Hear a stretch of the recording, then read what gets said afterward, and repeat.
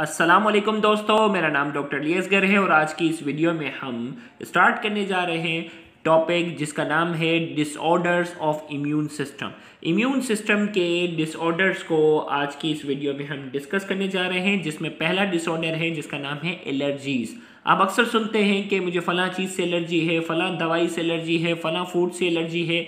तो आज की इस वीडियो में हम एलर्जीज़ के कॉन्सेप्ट को डिटेल में डिस्कस करने जाएंगे और इसके बाद जो हमारा अगला टॉपिक होगा वो होगा ऑटो इम्यून डिसऑर्डर। दोनों को वन बाय वन हम जो है वो डिस्कस करने जाएंगे। तो आज के इस लेक्चर को शुरू करने से पहले एज़ यूजुअल आपसे रिक्वेस्ट करेंगे कि अगर आपने अब तक हमारे इस चैनल को सब्सक्राइब नहीं किया, जो कि सिंध बोर्ड टीचिंग के नाम से है, तो काइंडली आज ही आप हमारे इस चैनल को सब्सक्राइब करें और साथ ही साथ बेल आइकन को लाजमी क्लिक करें ताकि हमारी अपलोड करदा तमाम इंपॉर्टेंट वीडियोस की नोटिफिकेशन भी आपको रिसीव हो सके। तो आइए हम स्टार्ट करते हैं allergies.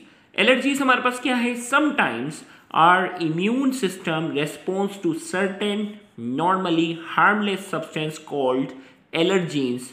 Such response is term as allergy. यहाँ हम ये कहते हैं कि कभी कभार क्या होता है कि हमारा इम्यून सिस्टम जो होता है कुछ ऐसी चीज़ों को भी रेस्पॉन्स करना शुरू कर देता है जो क्या होती हैं? हार्मलेस। आपको मालूम है इम्यून सिस्टम का काम है हार्मफुल चीज़ों के खिलाफ क्या करना? रिस्पॉन्स प्रोवाइड करना। लेकिन कभी कभार हमारा इम्यून सिस्टम जो है वो हार्मलेस चीज़ों के खिलाफ भी क्या करता है? अपना रिस्पॉन्स प्रोवाइड करना शुरू कर देता है। और वो हार्मलेस चीज़ें क्या कहलाती हैं? एलर्जीन्स कहलाती है। क्या कहलाती हैं? एलर्जीज। और इस किस्म के रिस्पॉन्स को यानी हार्मलेस चीज़ों के खिलाफ, यानी जो चीज़ हमें नुकसान नहीं पहुंचा सकती, उनके खिलाफ अगर इम्यून सिस्टम रेस्पॉन्स करना शुरू कर दे, एक्शन लेना शुरू कर दे, तो इस पूरे प्रोसेस को हम कहते हैं एलर्जी। अब ये जो एलर्जीन है, जो हार्मलेस चीज़ें हैं जिसके खिलाफ इम्यून सिस्टम रेस्पॉन्स दे सकता है, वो क्या है? पोलेंस, पोलन ग्रेन्स होते हैं जो प्लांट्स होते हैं, मोल्ड्स फंजाई वाले पार्ट्स हैं, पेट डेंडर्स जो जानवर होते हैं उनके जो फर है, स्किन का जो पार्ट है उसकी, सर्टेन ड्रग्स कुछ दवायाँ, सम फूड कुछ खाने से भी ये एलर्जी हो सकती है। जबकि हमने यहाँ नोट करके जो बात लिखी है वो लिखा है, इट इज़, एलर्जी की बात हो रही है, it is considered to be an exaggerated response of the immune system against the normal substance taken by the WBC as antigen। हमने कहा कि एलर्जी को हम क्या कहते हैं? एक्सेगरेटेड। एक्सेगरेटेड का मतलब ज़रूरत से ज़्यादा रिस्पॉन्स। भाई हार्मलेस चीज़ों को तो रिस्पॉन्स नहीं करना चाहिए, लेकिन कुछ लोगों के अंदर ये रिस्पॉन्स जो होता है वो बहुत ज़्यादा हो जाता है, तो इसीलिए हम कहते हैं it is considered to be an exaggerated response of the immune system. ये इम्यून सिस्टम का क्या है? एक्सेगरेटेड, ज़रूरत से ज़्यादा ये रिस्पॉन्स कहलाता है, जिसकी वजह से एलर्जी होती है against the normal substance, normal चीज़ों के खिलाफ, taken by the WBC as antigen, जो कि WBC जो है वो उन चीज़ों को एंटीजन के तौर पे क्या करते हैं? डिटेक्ट करते हैं। अब जो वो यहाँ बात करते हैं example of common allergies. Common allergies की क्या एग्जाम्पल है? राइनाइटिस। आपको मालूम होगा मट्टी धुएं से अक्सर राइनाइटिस में क्या होता है? नाक बहती है, नाक से पानी बहना शुरू हो जाता है। तो मट्टी, धुएं, जानवर, इन चीज़ों से क्या होता है?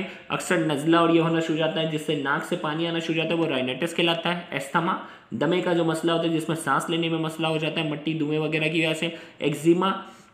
एक्जिमा और डर्मेटाइटिस, ये दोनों क्या हैं? स्किन की बीमारियां हैं, ये भी एलर्जी की वजह से होती हैं। फूड एलर्जीज, किसी खाने से क्या होती है? एलर्जीज। कुछ लोगों को क्या है?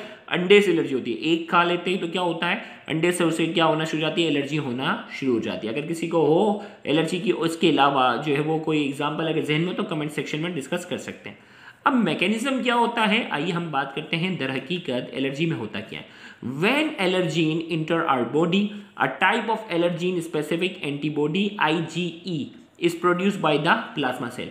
जब भी ये जो एलर्जीन है जिसमें पोलन, मोल्ड, पेट डेंडर, ड्रग्स वगैरह हमने बात की ना, जैसे ये एलर्जीन हमारे बॉडी में दाखिल हो जाती है तो एलर्जीन स्पेसिफिक एंटीबॉडी जिसे हम कहते हैं IgE जो है, ये स्पेसिफिकली जो वो एलर्जीन स्पेसिफिक एंटीबॉडी होती है, ये प्लाज्मा सेल बनाना शुरू करते हैं। IgE कंबाइंस विद एलर्जीन से जो है वो कंबाइन होगा upon secretion in blood to form IgE allergen complex. होगा ये कि ये IgE जो है वो प्लाज्मा सेल बनाएगा और ये IgE ब्लड में आ जाएगा और एलर्जीन के साथ क्या हो जाएगा? अटैच हो जाएगा, जिसके नतीजे में क्या बनेगा? IgE एलर्जीन कॉम्प्लेक्स बनेगा। IgE allergen complex combines with mast cell and basophil receptor which release histamine। क्या होगा? IgE एलर्जीन कॉम्प्लेक्स जो होगा ये कंबाइन हो जाएगा मास्ट सेल के साथ और बेसोफिल सेल। ये जो वो दोनों व्हाइट ब्लड सेल की टाइप हैं, इनके रिसेप्टर के साथ कंबाइन होंगे जो कि क्या रिलीज करेंगे, विच रिलीज हिस्टामिन। वो हिस्टामिन नाम का क्या करेंगे, केमिकल रिलीज करेंगे और इसकी वजह से एलर्जी के सिम्टम आएंगे। यानी एलर्जी के जो सारे सिम्टम्स हैं वो किसकी वजह से आ रहे हैं, हिस्टामिन नाम के केमिकल की वजह से। और अगर आप एंटी एलर्जिक वाली जितनी भी दवाएं देखेंगे, मैं जो सब की बात नहीं कर रहा, लेकिन बहुत सी दवाएं पे लिखा होगा एंटी हिस्टामिन। एंटी हिस्टामिन का मतलब वो हिस्टामिन प्रोड्यूस होने से क्या करता है, रोकता है। अब ये हिस्टामिन जब रिलीज होगा तो हिस्टामिन की वजह से क्या होगा, क्या सिम्टम आएंगे, इचिंग, खारिश होना शुरू हो जाएगी जिस्म पे, जो वो पूरी जिस्म पे खारिश होगी, इचिंग होना शुरू हो जाएगी, रैशेस, निशान आना शुरू हो जाएंगे, रनी नोज, नाक से पानी बहना शुरू हो जाएगा, सॉर थ्रोट, गले में दर्द होना शुरू हो जाएगा, स्नीजिंग, छींकें आना शुरू हो जाएंगी और कफिंग। ये इनमें से कोई भी अलामत हो सकती है।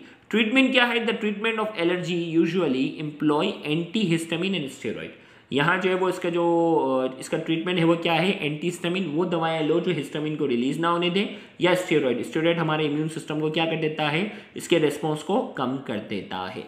तो यहाँ जाकर हमने पहला डिसऑर्डर जो एलर्जीज के हवाले से था आज की इस वीडियो में हमने डिस्कस किया। इंशाल्लाह अगले लेक्चर में हम ऑटो इम्यून डिसऑर्डर को डिस्कस करेंगे, तो उस लेक्चर को भी देखना मत भूलिएगा। Thank you very much. अल्लाह हाफिज़।